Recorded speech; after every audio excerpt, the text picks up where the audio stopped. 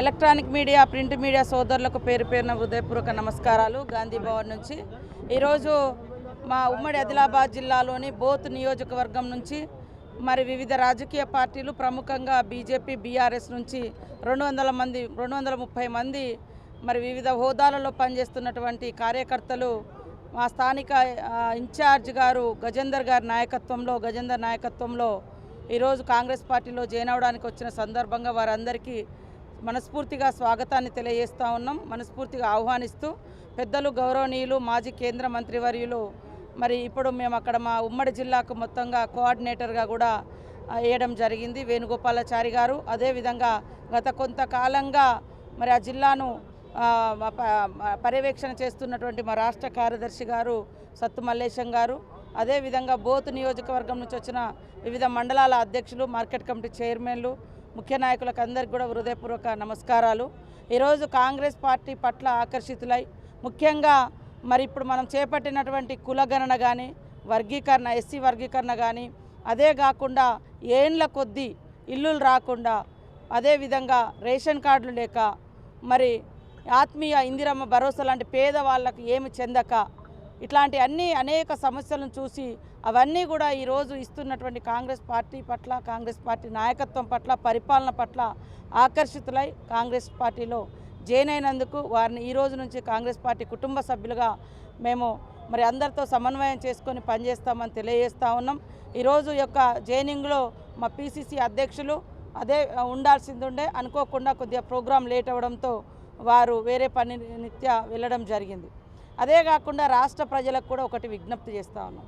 ఈరోజు సంవత్సరాల తరబడి పెండింగ్లో ఉన్నటువంటి అనేక సమస్యలను పరిష్కరించుకుంటూ ప్రజలకు ప్రజారంజక పాలన అందించే విధంగా సీఎం రేవంత్ రెడ్డి గారు ఆర్థిక ఇబ్బందులున్న అప్పుల పాలై ఉన్న మరి ప్రజలకు ఇచ్చినటువంటి వాగ్దానాలు నెరవేరుస్తూ ఉంటే సహించలేక మేము ఉచిత బస్సు పెట్టిన కాడి నుండి మొదలు పెడితే ఈరోజు రేషన్ కార్డులు ఇచ్చేంత వరకు ఏ స్కీమ్ వచ్చినా దాని మీద ఉల్టా ప్రచారం. ఈరోజు వర్గీకరణ నుంచి మొదలు పెడితే కులగణన వరకు ఉల్టా ప్రచారం. ఎందుకై ఈ ఉల్టా ప్రచారం? మీరు 10 ఏళ్ళు అధికారంలో ఉన్నారు, మీరు ఇవ్వాల్సింది ఉండే, మీరు చేయాల్సింది ఉండే, మీరు చేయలేదు. మీకు అనే నైతిక అర్హత ఎక్కడుంది? ఇవాళ దేశమంతా కులగణన చేపట్టాలి అని ఏ కులం ఎంతుంది, వాళ్ళ కష్టాలేంటియో తెలుసుకోవడం కోసం కులగణన అనేది 1931 తర్వాత మళ్ళీ ఇప్పుడు తెలంగాణ రాష్ట్రంలో జరిగింది. ఇదే విధంగా దేశమంతా బీజేపీ ప్రభుత్వం చేయాలని మా రాహుల్ గాంధీ గారు పోరాడుతుంటే ఇవాళ ఈ యొక్క కులగణను తప్పుబట్టి అక్కడ బీజేపీ పార్టీకి లాభం చేయాలని ఇక్కడ నుంచి కొన్ని గొంతులు మాట్లాడుతున్నాయి. ఇవాళ నిష్ఠ అంటే నిక్కచ్చిగా నిబద్ధతతో సీఎం రేవంత్ రెడ్డి గారు ఈ కులం ఆ కులం అని చూడకుండా న్యాయంగా చేయాలనే ఉద్దేశంతో వారు చేస్తే మరి ఇంకా కొంతమంది ప్రత్యేకంగా మరి ఆయన టార్గెట్ పెట్టి మాట్లాడుతూ ఉన్నారు. ఇవాళ ఇన్నేళ్ళు చేయలేదు. ఇవాళ టీఆర్ఎస్ వాళ్ళు అంటారు వాళ్ళు ఉన్నప్పుడేమో 51% అనే ఇచ్చిర్రు. ఏది వాళ్ళ కులగన్న సర్వే ఎందుకు చేసిర్రు? లిమ్కా బుక్కులలో రికార్డు ఎక్కించుకోవడం కోసం. మేం చేసేది ఎందుకు? మనమెంతో మనకంత వాటా కావడం కోసం. ఇవాళ సామాజిక ఆర్థిక ఉద్యోగ మరి విద్య పొలిటికల్ న్యాయం కోసం మనం ఈ కాస్ట్ సెన్సస్ చేయడం జరిగింది. ఇది పక్కా ఇంత ఆలోచనతో మేము చేసినాం. మరి మీరు సమగ్ర సర్వే చేశారు కదా, ఎందుకోసం పనికొచ్చారు? 10 ఏళ్ల నుంచి అధికారంలో ఇప్పుడు 3 సార్లు బీజేపీ కూడా వచ్చింది కదా, ఎందుకు మీరు చేయలేదు? ఇవాళ ఎందుకు ఇతర రాష్ట్రాల్లో కూడా వర్గీకరణ కూడా చేయాలి కదా, మరి ఎందుకు చేయరు?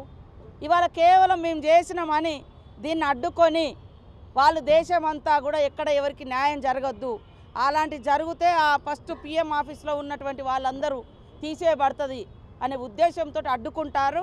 వాళ్ళకు అనుగుణంగా కొన్ని శక్తులు మనుధర్మం పేరుతోటి కొన్నాళ్ళు మతాన్ని కొన్నాళ్ళు ఇంకోదాన్ని అడ్డం పెట్టుకొని వస్తారు. అసలు రూపం అంతా కూడా బయటకు వస్తుంది. కాంగ్రెస్ పార్టీ ఫస్ట్ నుంచి కూడా సోషల్ జస్టిస్, ఇది ఒక సామాజిక న్యాయానికి ప్రాతినిధ్యం వహించే పార్టీ, సామాజిక న్యాయం చేసి సంక్షేమ దిశగా నడిచే పార్టీ. అయినా కూడా మా మీద మన్ను పోసే రకంగా ఇవాళ ప్రేరేపిస్తున్నారు. ప్రజలారా ఆలోచించండి. మేము ఉచిత బస్సు పెడితే వ్యతిరేకమే, మేము రైతు రుణమాఫీ 21,000 కోట్లు చేస్తే వాళ్ళు వ్యతిరేకించుడే, ఇవాళ కులగణన చేస్తే వ్యతిరేకం. అంటే మీరున్నప్పుడు 51% అన్నారు, మేము 56.33% ఇచ్చినా కూడా తప్పు అంటున్నాడు. అరే నీ కులగన సర్వే ఎన్లో పెట్టలే, ఏ సైట్లో లేదు, కేవలం కేసీఆర్ ఇంట్లో పెట్టుకున్నాడు. మరి దాన్ని ముంగట పెట్టి నువ్వు అందులో ఇండ్లు ఎందుకు ఇవ్వలేదు, అందులో ఉద్యోగాలు ఎందుకు ఇవ్వలేదు, అది ఎందుకు చేయలేదు? వాళ్ళది ఎట్లుండదంటే తెలంగాణ ఉద్యమ కాలంలో 1200 మంది చచ్చిపోయినారు అన్నారు అమరవీరులు అన్నారు. ఉద్యమం అయిపోయి తెలంగాణ వచ్చిన తర్వాత ఏమన్నారు? 400 మంది అని చెప్పారు. ఈరోజు వాళ్ళు ఉన్నప్పుడు అట 51% అట, ఇప్పుడు 60% అంటుంటారు. అరే అధికారులు పోయి ఇల్లు సర్వే చేశారు, అక్కడ ఏ తప్పు జరగలేదు. ఇవాళ షమీం అఖ్తర్ అని ఎస్సీ వర్గీకరణ మీద మరి 1 మెన్ కమిషన్ ఇచ్చిన నివేదిక, ఆ జడ్జి ఆయన రిటైర్డ్ జడ్జిగా ఉన్నాడు, ఆయనకు కూడా నిబద్ధత ఉంది. ఈ వర్గం ఆ కులం ఈ కులం ఆయనకి అలాంటి భేషజాలు అలాంటి ఆలోచన లేదు. ఎవరికి ఏం కావాలో వాళ్ళకి చేసిరు. దాన్ని కూడా తప్పు పడతా ఉన్నా. ఇన్నేళ్ళు మీరు చేయలేదు, మేము చేస్తే తప్పు పడుతున్నా అంటే ప్రజలలో మంచి వస్తుంటే తట్టుకోలేక జటిలమైన సమస్యలైనను కూడా మరి ఒక బీసీ బిడ్డ కాకుండా, ఎస్సీ బిడ్డ కాకుండా, ఎస్టీ బిడ్డ కాకుండా ఈ వర్గాల కోసం పరితపించే రేవంత్ రెడ్డి గారిని ప్రత్యేకంగా మరి BJP BRS sponsored leaders target చేసి తిడుతూ ఉన్నారు. ఇది సమాజం అర్థం చేసుకోవాలని నేను కోరుతా ఉన్నాను.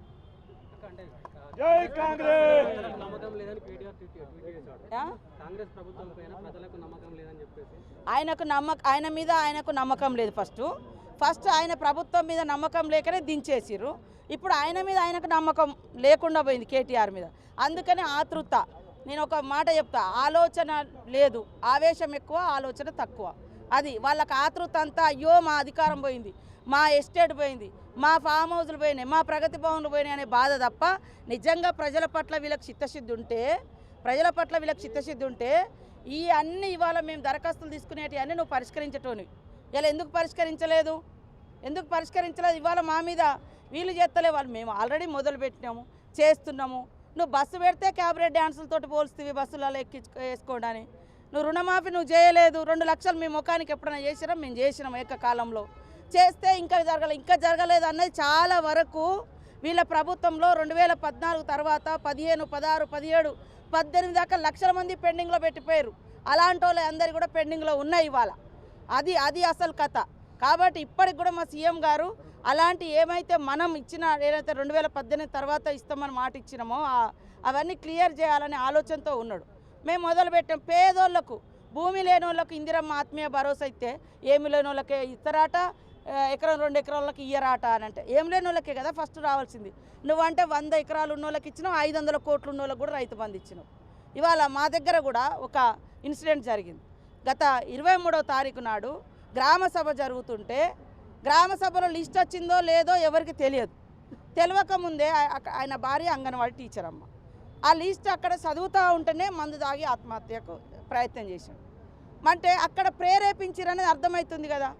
ఇవాళ అంటే అప్పుడేమో ఉద్యమ కాలంలోనేమో ఉద్యమం పేరు మీద పాపం ఇతరులను రెచ్చగొట్టి వాళ్ళ చావుల మీద మీరు పదవులు పొందిరు. ఇప్పుడు అధికారం లేదు కాబట్టి మళ్ళా నువ్వు 10 ఏళ్ళ అధికారంలో ఉన్నావు, మరి ఎందుకు ఇల్లులు ఇవ్వలేదు? ఇవ్వాల్సి ఉంటే ఇవాళ ఆ పరిస్థితి వచ్చేది కాదు కదా. లిస్టు చదువుతుంటేనే ఆత్మహత్యకు ప్రేరేపించారు. ఆ ప్రేరేపించిన వాళ్ళని కూడా ఖచ్చితంగా వదిలిపెట్టాం. చనిపోయిన కుటుంబానికి మేము ఖచ్చితంగా అండగా ఉంటున్నాం. ఆయన భార్యకు నేను ఎమ్మెల్యేగా ఉన్నప్పుడు ఉద్యోగం ఇప్పించిన. ఈ బీఆర్ఎస్ వాళ్ళు 10 ఏళ్ళ అధికారంలో ఉండి ఒక ఇల్లు ఇవ్వలే, ఒక భూములకు పట్టాలు ఇవ్వలే, మరి ఒక ఉద్యోగం అయ్యలే. మేము ఇచ్చినాం. ఇవాళ మా గ్రామ సభలు జరుగుతా అంటే ఇట్లాంటివన్నీ ప్రేరేపించి వాళ్ళ ప్రాణాలు తీసుకొని ఆ చావులతోటి రాజకీయం చేసేటువంటి నీచ బుద్ధి మళ్ళీ దాన్ని ట్విట్టర్లలో పెట్టి దేశమంతా అరే నాయన గ్రామ సభ అవుతుంది, ఇవాళ కాకుండా రేపిస్తాం, మాకు 4 ఏళ్ళ టైం ఉంది. నువ్వు 10 ఏళ్ళు ఇచ్చి ఉంటే ఆయన ఎందుకు అక్కడ దాకా ఆ పరిస్థితి వచ్చేది? దాని వెనుక కూడా వాళ్ళే ప్రేరేపించడం, ఇట్లా చేయండి, గలాట చేయండి, నీకు చేతగాలే, నువ్వు ఇయ్యలే, మేము ఇస్తామని గ్రామ సభలు పెట్టాం, ప్రజల ముందటనే సెలక్షన్ అవుతుంది. ఇలాంటివి కూడా నీచమైన రాజకీయాలు మానుకోండి. రైతు భరోసా కూడా మేము వేస్తున్నాము. నిన్నటి నుంచి మొన్న కొన్ని పడ్డాయి, నిన్నటి నుంచి వేస్తున్నాము. వాళ్ళు వస్తలేదు ప్రత్యేకంగా కొన్ని యూట్యూబ్ ఛానళ్ళు పెట్టుకొని అబద్ధం అనేది కొంతకాలం పోతే కానీ అంతకాలం అందరినీ ఎప్పుడు మోసం చేయలేరు. వాస్తవాలు ప్రాక్టికల్గా పబ్లిక్ అర్థమవుతుంది. మేము చిత్తశుద్ధితో పనిచేస్తూ ఉన్నాం. మీకు అధికారం పోయినంత మాత్రాన అక్కసినంతా ఇతరుల సమస్యలను అడ్డం పెట్టుకొని ఆ సమస్యలకు కారణం మీరేనయ్యా. మీరు 10 ఏళ్లలో పరిష్కరించుంటే ఆ సమస్యలు ఇంతగానం జట్లంగా ఎందుకుండు? రైతులకు 30,000 కోట్ల అప్పులు ఎందుకవు? ఇవాళ ఇన్ని లక్షల మంది ఇల్లు లేక ఎందుకు ఇబ్బంది పడదురు? పిల్లలకు 5వ తరగతి 6వ తరగతి అయ్యే పరిస్థితి వచ్చినాక కూడా నువ్వు రేషన్ కార్డు ఇవ్వలేని పరిస్థితి. ఇవాళ అట్లాంటి వాళ్ళు ఇవాళ లక్షల మంది వచ్చిర్రు, వాళ్ళందరికీ మేము చేస్తున్నాం. ఓ ఎగబడుతున్నాడు, 10 ఏళ్ళు మీరు నిద్రపోయిర్రు. మేమేమో వర్క్ బిజీలు ఉన్నాము, మీరేమో వాగుడు బిజీలో ఉన్నారు, అబద్ధాల బిజీలు ఉన్నారు. అది మానుకోండి, పబ్లిక్తో కలిసి పనిచేయండి, బాగుంటుంది. కానీ సెంటిమెంట్ల కోసము లేదా ప్రచారం కోసము ఇతరుల యొక్క భావోద్వేగాలు రెచ్చగొట్టి వాళ్ళ చావులకు కారణమయ్యి మళ్ళీ దాన్ని రాజకీయం చేయడం అనేది ఇంతకంటే నీ సిగ్గు ఇంకొకటి లేదు.